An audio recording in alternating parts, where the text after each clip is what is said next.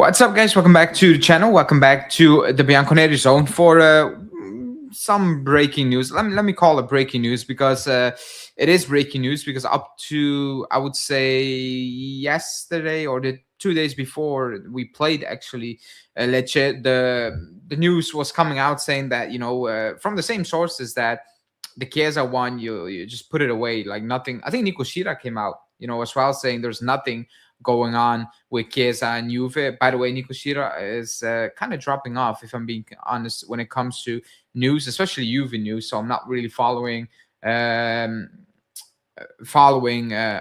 sources. However, the news is from Romano, also Romeo Agresti, saying that Chiesa is very open to joining Juve. He's not pushing Liverpool to, get him out, and let him leave in January, but he's open to the idea of returning to Juve. Juve are very, keen on and very focused on getting Chiesa back right now. It seems like whatever is happening, that is kind of the main, how do you want to say, the main idea for this January. It's Chiesa, even though we thought it was going to be Fratesi, or I thought it was going to be Fratesi. Let me correct myself. However, that is a story. Side note, Liverpool, no talks with Liverpool. They didn't really approach Liverpool like that. And Liverpool are not really jumping, of joy to say, what, Chiesa, you can leave, because, well, Salah's at the Africa Cup of Nations. That's one. Two, he's getting more and more game time lately, maybe because of Salah, but also Isaac is injured and some players not performing as well. So that is that.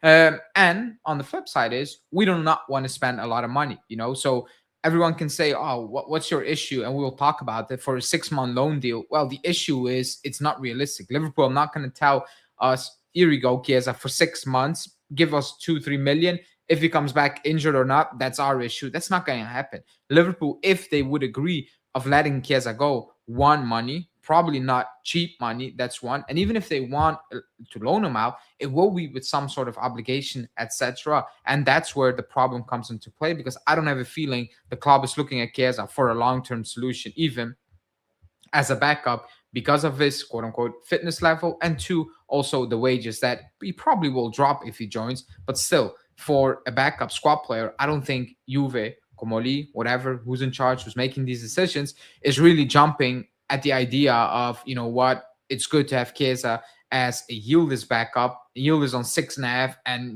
Chiesa on 4 or whatever. I don't think that is what the club is looking to do at this moment in time, So that's kind of the news story. So it is breaking news to me, because up to this moment, up to today, it felt like that was kind of one of those weird rumors, like Chiesa back, etc. But now it's been confirmed, by decent sources, and it's been added that, even if it was an idea Juve had, it's not so a strange idea for Chiesa, even though, again, I'm going to repeat myself, every single report is saying the same thing. He's not pushing Liverpool. He's not telling Liverpool, I want out, I want to play more, I want to go back to Juve, let me leave. He's not doing that. He's more doing the idea of, okay, if you want me, being Juve, I'll be willing to come back in January and help you guys out, and maybe for the long-term future, stay at this club. First off, guys, hit the like button. First live of the new year. Happy New Year, by the way, to everyone,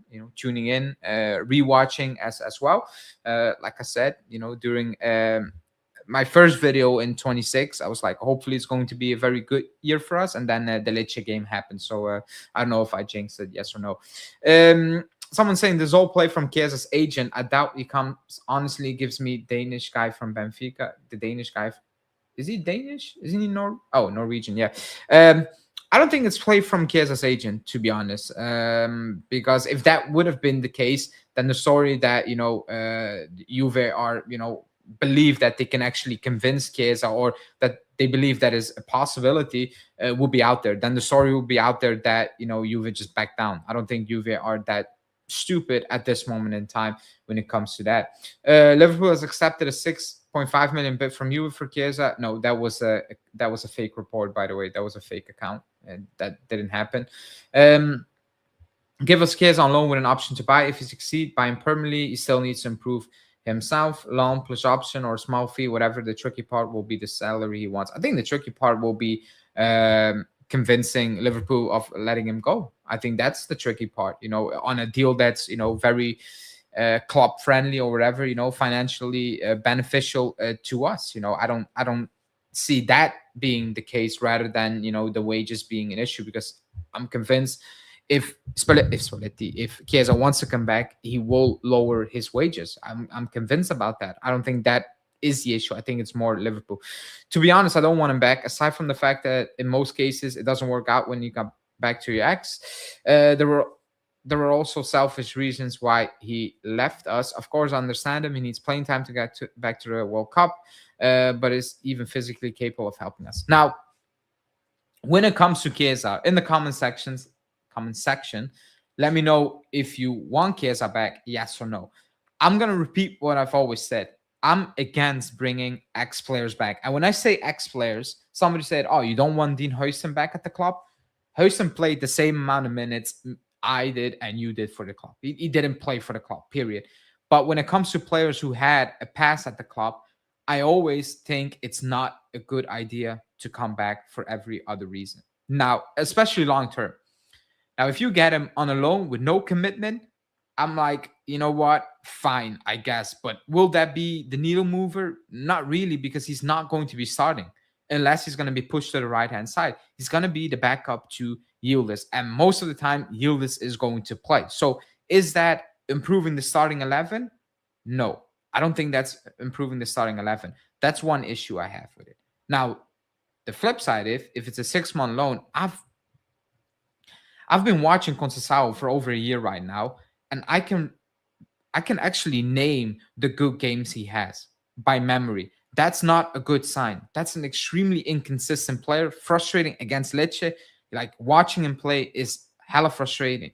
He looks busy, but he's busy at doing everything wrong, basically. He's not really contributing at all. So on that aspect, you can be like, okay, maybe he can make the difference. That, whatever you want to say. What we also need to keep in mind, he's not the same Chiesa. I'm not saying he's a scrub, because he's not a scrub or whatever, but he's not as fast anymore. He's not as direct anymore. He's kind of evolving. That's fine, because he had that injury, and it happens. Like, players have injuries and they kind of change. Hazard changed his game as well. Hazard before injuries was a completely different player. Obviously not the Real, but I'm talking about Chelsea. Then even for the Belgian national team, they're two different players. Obviously, different level, Chiesa and Hazard. I know that. But as a player, you can evolve your game. Fine. I've seen somebody say, hey, maybe he can be the false nine, whatever, You're not going to get the same Chiesa back. Keep in mind, when we were letting Chiesa go, I know a lot of fans were against it. I know fans were saying, oh, no, do not let him go, give him a new contract, etc. There were questions about his fitness level, and there were valid questions, when everyone was talking about it, and everyone who doubted not his commitment to the club or any club, because he's extremely commitment. I do think he is not a leader, but like he's focused on the task at hand. But his fitness level was an issue and has proven to be an issue as well, So you also need to keep that in mind. You're not getting the Chiesa of, I don't know what season, before the injury, or the season he got injured, because he was playing well up to that point as well. You're not going to get that Chiesa as well. I think you need to be careful with that. Also, you cannot be making a commitment to Chiesa, in my opinion, for the reason I said.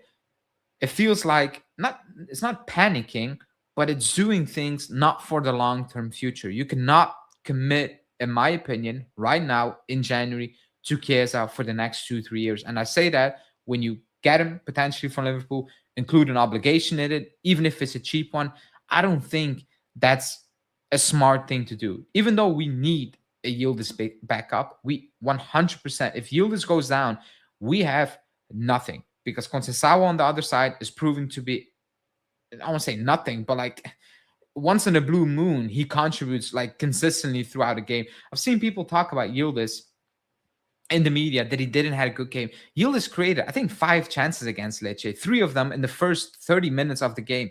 The thing is, the ball didn't go into the back of the net, so everybody was like, oh, he didn't have a good game.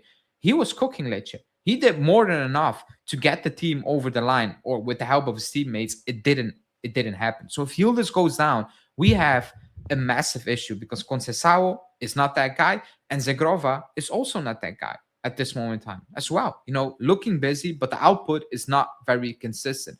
They're not as good as Yildiz. That's fine. So I get when people say if Yildiz goes down, we have an issue. We do. But if Yildiz doesn't go down and you commit long term to Chiesa, is that going to change the course of our season right now? No, it's not, because if Yildiz plays, he's not an issue. I think other players who are playing week in, week out are more of an issue. Cambiasso, for example, and we don't have any replacement for a Cambiasso. Or now Kelly is out. We're going to slot in coal miners again. I think those are the issues more so than Yildiz backup, even though I get the idea behind the Yildiz backup, and I would take him, but I was expecting something else as well in this transfer window. Someone saying, no, stay away, bring him back. Is it confirmed?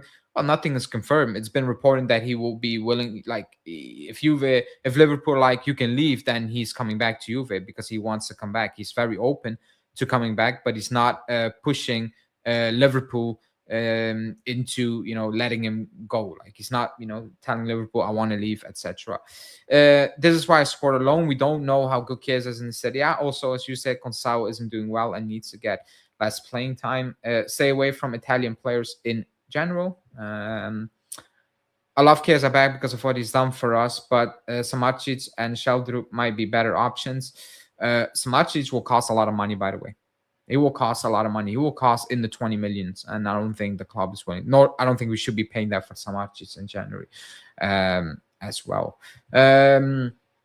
He was completing 10 take-ons on dribble, which is more than Yamal did with. Yeah, he had a brilliant game against Lecce. I'm not sure why people were kind of coming for him, just because, well, at the end we didn't score, and everybody's like, oh, it was all for nothing. But I mean, I think it would be more worrisome if he didn't create anything against Lecce.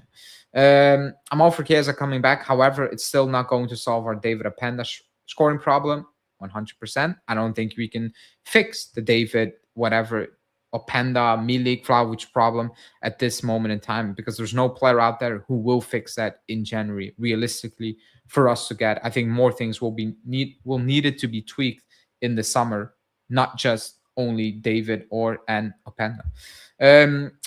No, we don't need to replace Yildiz. We need a competitive player to compete for the other cam winger role to Chico. But we have Zegrova. Like, then you have three players. Even though I agree that they've been extremely inconsistent, Zegrova for obvious reasons, and Conceição because I don't think he's good enough to be a consistent player ever. They're not going to sign a third one. That's just not going to happen in January, because then you have three players on that side and only Yildiz on the other side. That makes even less sense for the club to do, to throw money at in January. No replacement, a backup. Well, I think that's the same thing. And that's what I mean with replacement, a sub, etc. I think that's what I'm trying to say. I got those words mixed up. Atletico won 50 or 60 million for Sorloth. Is the funniest report I've ever seen. A profile of him will be solid. Yeah, but he's not good. I don't know if anyone watched Sorloth. I've watched a lot of Sorloth before he went to Atletico, and he's not it. Like, he's definitely not it. If you have an issue with struggling strikers, then no. If Simeone likes him, then good for Simeone. But that's madness, in my opinion. The chances he misses and the poor games he's had for Atletico this season are a lot. Even though he will have game where we pop up with a hat trick or something, but again, volume player like Darwin Núñez, for example, volume player. I don't think Darwin Núñez, for example, is a bad player, but you need to create a lot for Darwin Núñez to look good, in my opinion. Or like good in terms of the output being good, because with the things he does in a game, Darwin Núñez, I can appreciate the certain things he does in a game, but if you're looking at output, you're going to need to create a lot of Haaland, for example, I know it's an extreme case. He needs almost nothing to score a goal. The players we've been linked with and the players we have currently at the squad are the complete opposite. Even though Openda's numbers look good at Leipzig, not last season, and Jonathan David's numbers look extremely good at Lille. Right now, they look, well, obviously poor. Jonathan David cannot even score if the ball is almost on the line. Like literally, that has happened this season multiple times. It's that bad. It's really that bad. Do I think each of these players are that bad? No, but they're in a moment right now where they look that bad. And replacing him obviously not going to happen right now with a Nunez or Charlotte, whatever. It's not going to solve anything. I've seen links with Zico, by the way. I forgot he was actually on that Fiorentina team. What happened with Fiorentina? They're down the bottom and they're not even playing Zico. But buying a good, capable striker is a way out of our budget. We need to pray Vlahovic or Openda do miracles. Yeah, and Vlahovic, again, it's not even certain he will play a game for us this season again. I think Openda has been much better than David. I think he's been better, but much. I wouldn't like. I think that's a stretch, in my opinion. Unless you think Jonathan David has been that poor that you can say, you know what, Jonathan David has been, that much better compared to the other way around. Excuse me, because I don't see that as the case right now. Even though I would agree, Openda has been a bit slightly better than Jonathan David. I think he's even that. I'm struggling to say that. It goes based from game to game rather than big sample size. Also because they are like one day it's Openda, one day it's Jonathan David to start. So you don't have a big sample size. Tomorrow probably Openda starts again. Unless Spalletti wants to be not stubborn, but wants to back Jonathan David and give him another start to redeem himself. Then it's going to be Jonathan David, but in a normal situation, I think if Jonathan David scored that pen, I think Openda will be starting against Sassuolo, because I don't think Spalletti has a fixed number 9 at this moment in time in his head. He hasn't picked one player and said to him, you're my number 9 for now until the end of the season as a starter as well. When is Vlahovic coming back? No, not even in February. He's at the very earliest, it's going to be the end of March, apparently. And that's the very earliest. He's not back next month in February. He's not. That has been kind of reported today as well. David will get a pity start tomorrow for sure. You could be right. I remember when Juve fans celebrating not giving PSG 10 more million for Colomani, and then we spent basically the same amount on 2 useless strikers. Should have just given PSG the money. Now, I don't think we should have paid the money PSG wanted for Colomani, for the simple fact that nobody was going to pay that money for Colomani. I don't know what Comoli did, but he 100% pissed off PSG, because in the end, not even 8 hours later, he joined Tottenham on basically a free loan, and we spent 45 plus on Openda. So Comoli, did something. I don't know what, but did something to piss off PSG, because there was no way, and everybody knew that PSG were going to get the money they were demanding for Colomani. So I agree that we shouldn't pay the ridiculous amount for Colomani, but I don't think we were ever going to need to pay that unless something happened. And something did happen, and it will come out at one point. Colomani has been injured for ages at Tottenham. He has, and he's not been playing well. But, at the time, Colomani was a good fit for us. He wasn't scoring at PSG before he joined us.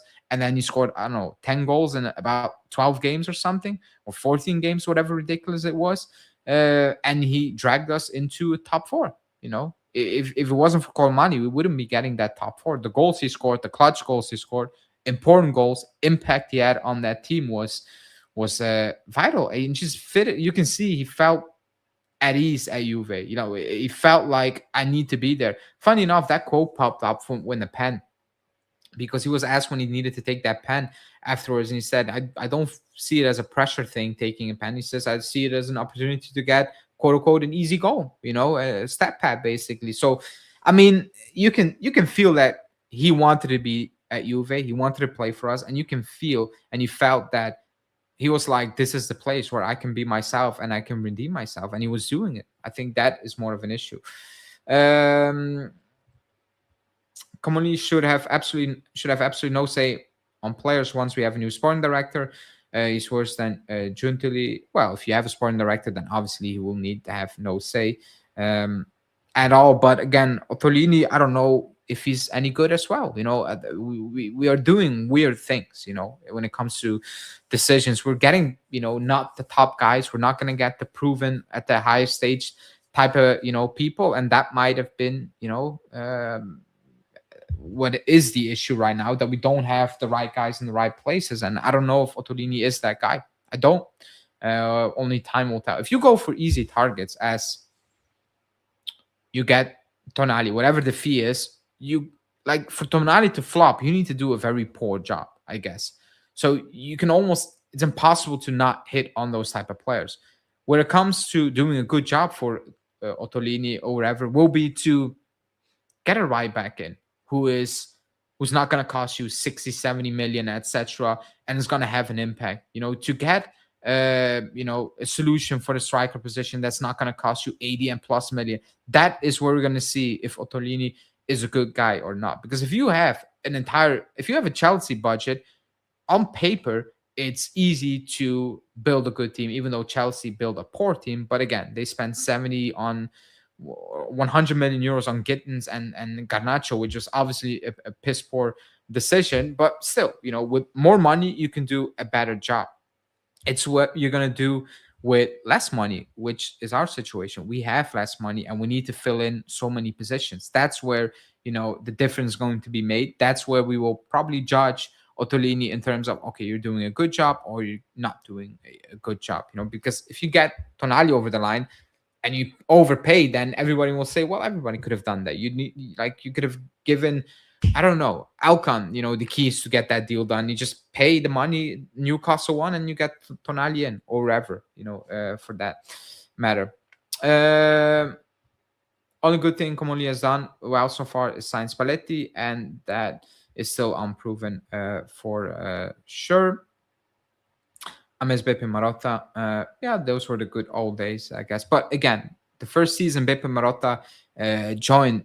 Look up what we signed. Look at the players we signed, under Beppe Marotta as well, before it actually started hitting. And obviously the sample size right now is so big that he's obviously top, one of the best directors ever in Serie A's history.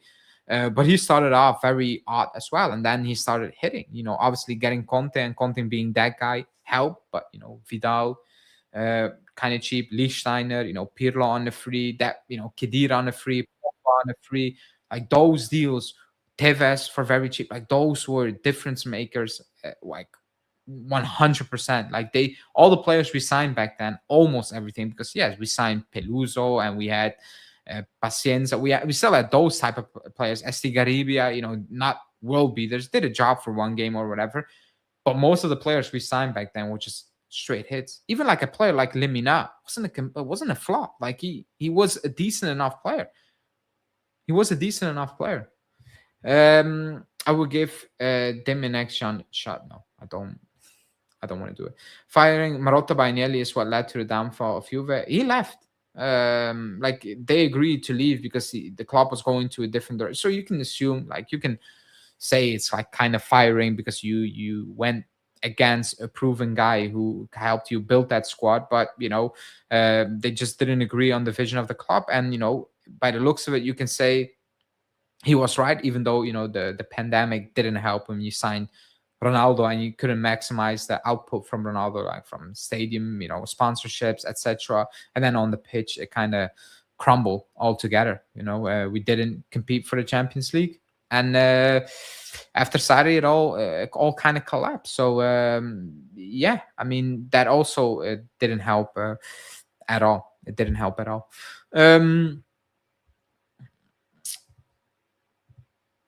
Okay, so that's the news from Chiesa.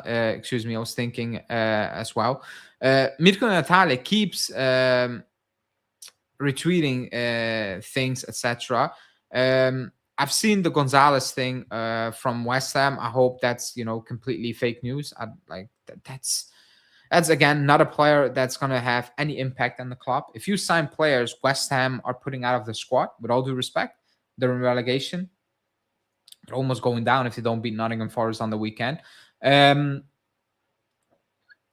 not doing proper business. Again, spending 3-4, like if you sign that player from West Ham, I'm convinced Spalletti will look at him like, if I really need to play you, I will play you. Other than that, I'm gonna play Thuram, I'm gonna play McKennie, I'm gonna play Locatelli. It needs to go horrible wrong for me to need to play you. And at that moment in time, I'm like, that's not a deal you should be doing. If you want to get players in January, you need to hand Spalletti players where he will be like, you know what? I might need to bench Spalletti. I might need to bench Locatelli or Turan because that player can have a positive impact, not just when a player goes down, but just from the beginning. I think you can have an impact on that team from moment one. I think that should have been the signings we should be making. Excuse me. Not easy in January. I'm gonna repeat myself. That's why I was like, okay, you're gonna look at a right back, because Joao Mario or left back Joao Mario is not playing at all. Again, how poor.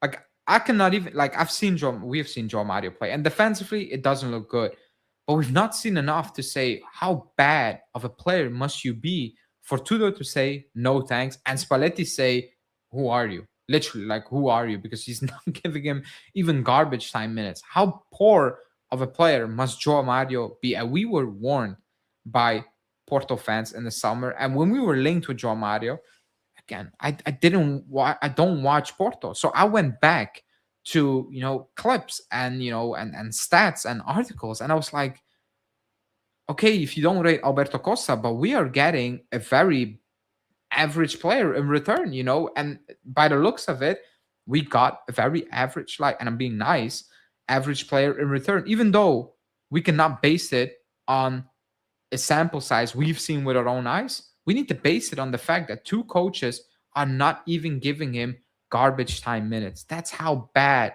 of a player / deal that Joao Mario thing has been. Crazy, but reality. Like, it's actually reality. Unreal. But yeah, I mean, I thought that was going to be the thing that we will be looking at in January. Excuse me. Theo Hernandez link was out there, obviously, but obviously that was never going to happen because that makes no sense whatsoever. I was thinking to sign a good defender in January, but after a Lecce game, I realized how much we need a new striker. I wouldn't sign anyone that's not better than the ones we already have in this position. I agree. I agree.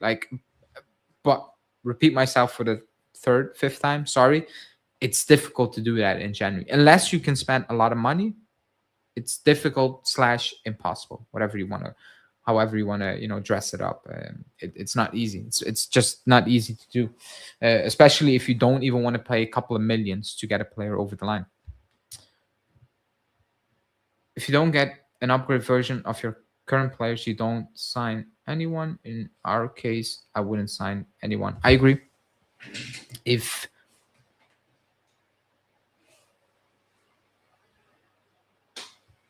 Excuse me, if you, I mean,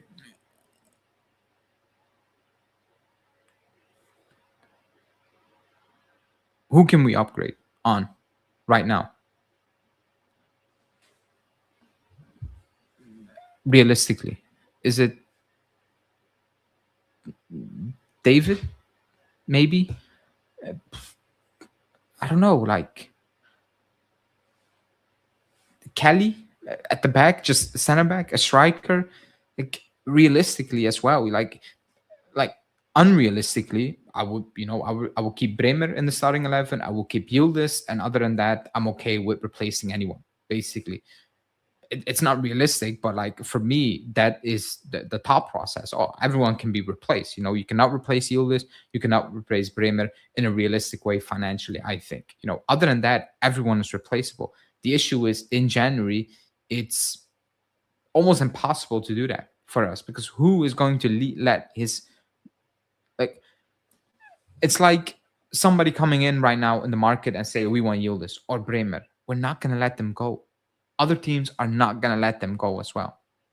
That's just how January works, unless you overpay like we did with Vlahovic and etc.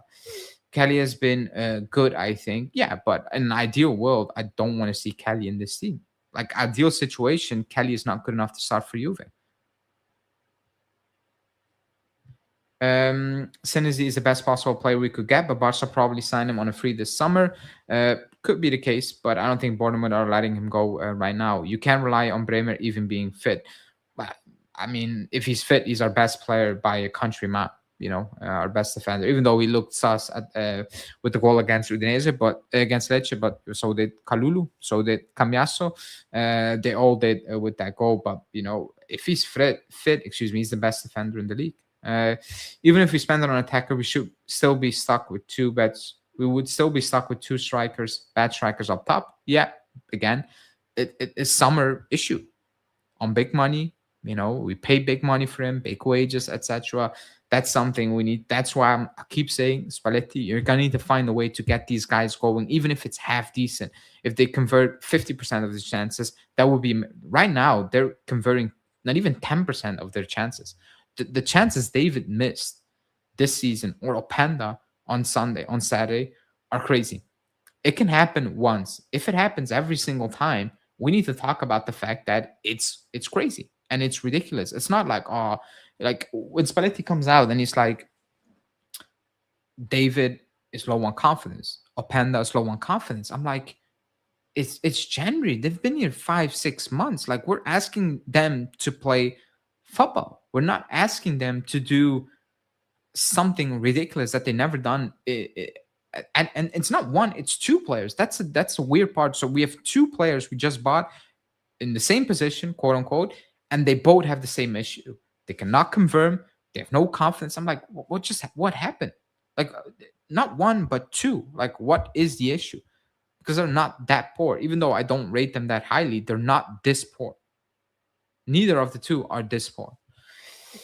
That's a big if, but right now, hoping he stays healthy. Yeah, again, but you said we cannot rely, even if being fit. If he's fit, then we can rely on Bremer. We cannot rely on him staying fit. That I 100% agree. And I talked about, we need to do something in the summer, and that cannot be just only Sinisi and keep Kelly and etc. That cannot be the case. We need to think long-term future as well.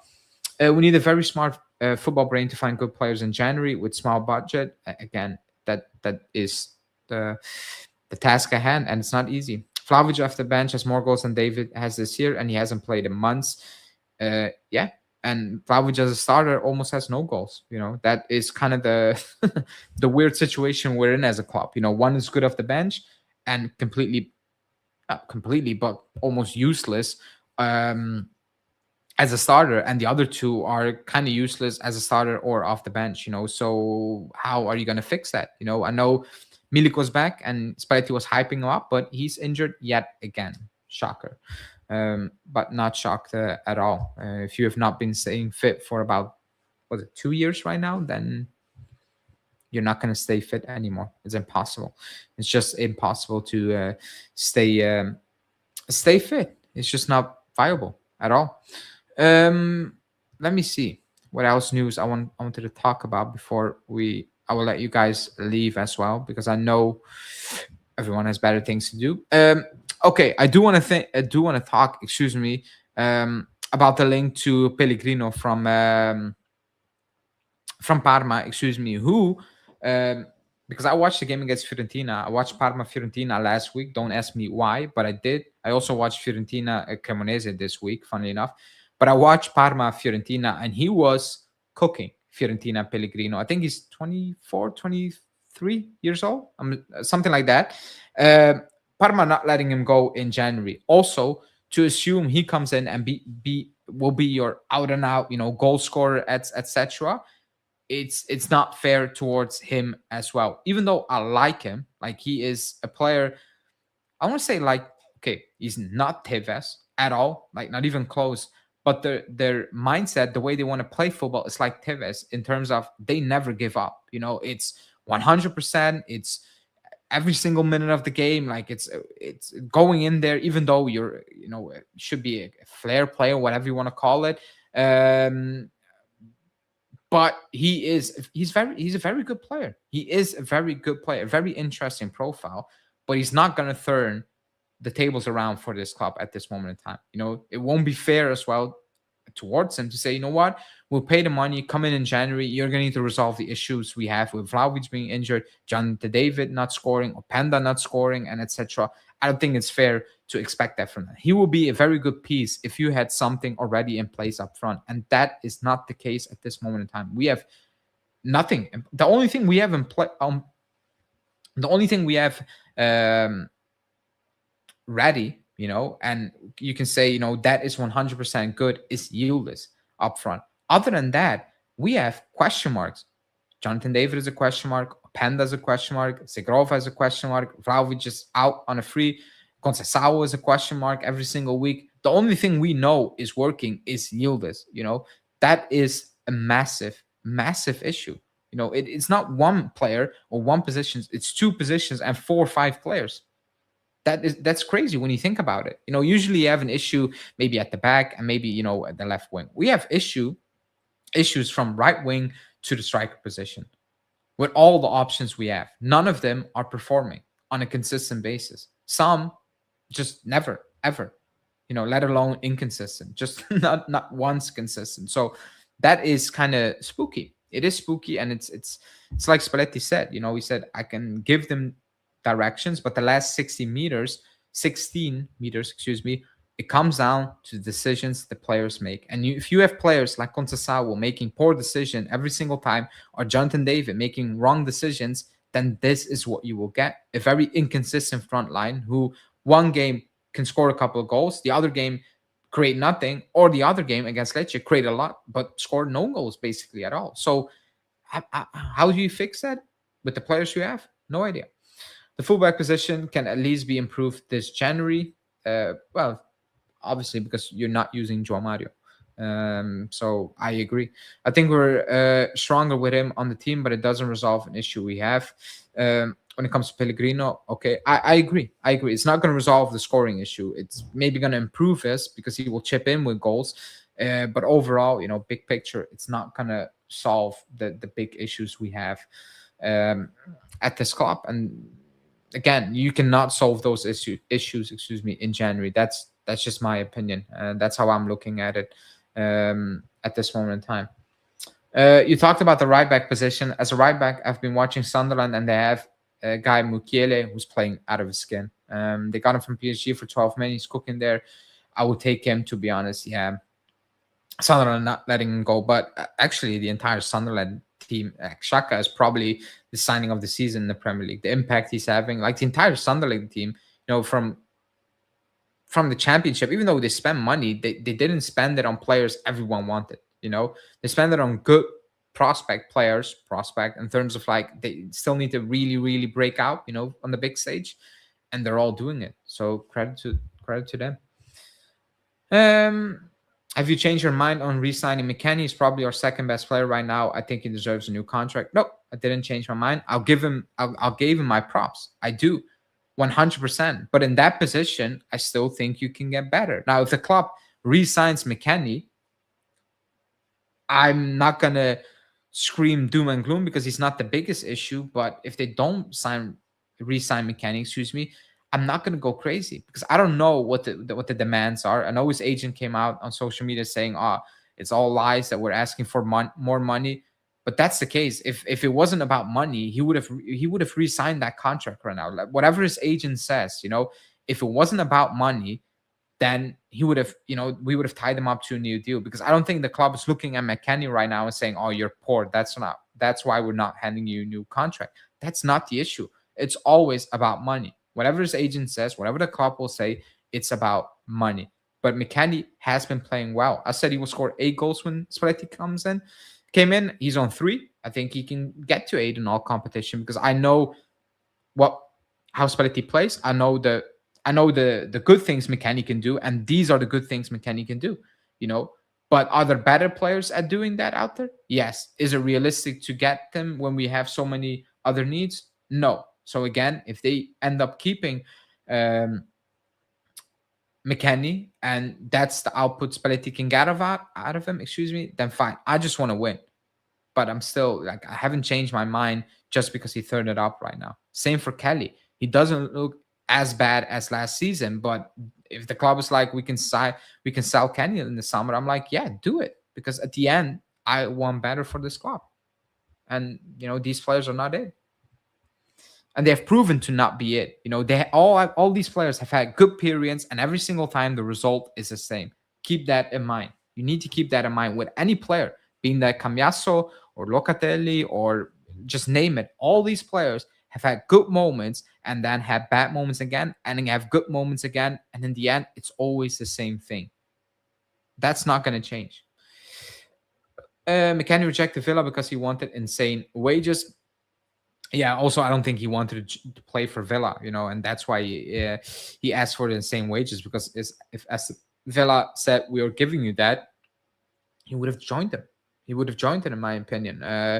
Again, I don't know what the issue is, but it's always about money. Whatever his agent says, I'm not gonna say that his agent is asking for 20 million, whatever, on a signing on bonus, etc., because he's a free agent. I'm not saying that, but it's about money. Otherwise, he would have been signed up to a new deal by now. That's it. That's all I'm trying to say. But we've seen it with players, bad moments. McKennie, for example, all these players. Vlahovic was having, quote unquote, a good period of time right now. And people are like, oh, we should give him a new deal. And I was like, no, it's done. It hasn't worked long-term future. For many of these players, we need to get them out. Otherwise, we're just going to recycle the same issues we've had for the last couple of seasons. That being said, I gave McKennie his credit because he's been playing well. He's contributing, and he's very important for Spalletti at this moment in time. Nobody can deny that, and he's on track to get my a prediction goal right. So, and I hope he does, because that means he's helping us, with goals and chipping in. So that's that. Other than that, not any real news to talk about at this moment in time. It's more kind of the same recycled type of news that we need to look at. But we will see. We will see. Tomorrow it's Parma, Sassuolo. Parma. We play Sassuolo tomorrow. I think that's the most important thing. We need to get a win. We need to react. The performance needs to be better in terms of you need to convert the chances, because we created so many chances against Lecce. I cannot even recall the last game we created so many chances. When was the last time we created so many clear, and we were so dominant and we didn't put those chances away? That is the issue. I don't think the overall performance was the issue. It was just we couldn't put them away with some highlight blooper reels from Openda and David. That has been the issue, rather than, we were actually piss poor against Lecce. So I think that should be the focus tomorrow. I will talk about the game tomorrow in my preview. That will be out tomorrow as well. And then post-game, we will discuss whatever. And maybe if there is other news in transfer world, I will talk about it with you guys. But for me, that's it for tonight. Thanks for tuning in, everyone. Like the video, subscribe to the channel as well. In the comment section, if you are rewatching, let me know what you think about the Chiesa situation. And then, that's it for me. Speak to you guys tomorrow. As always, stay safe. Ciao.